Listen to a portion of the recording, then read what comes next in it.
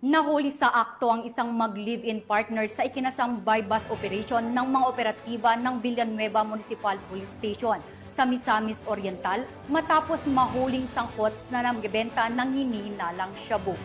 Nakatutok dyan si Patrolwoman Riza Zahonya.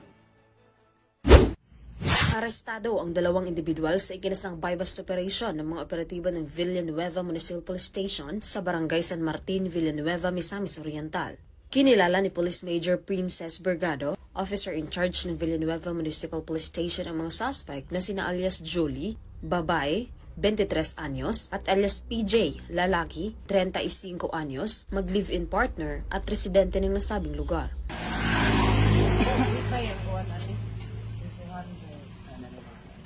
Sa ikinasang operasyon ng mga operatiba ay nakumpiska ang mga maliliit na pakete ng hinihinalang shabu, isang cellphone, 2 wallet at isang 500 peso bill na ginamit bilang buy-bust money. Naharap ang mga suspect sa kasong paglabag sa RA 9165 o Comprehensive Dangerous Drugs Act of 2002. Mula dito sa Northern Mindanao, ako ang inyong Police News Network Correspondent, Patrolwoman Riza Zahonya, alagad ng batas, tagataguyod ng Balitang Pulis.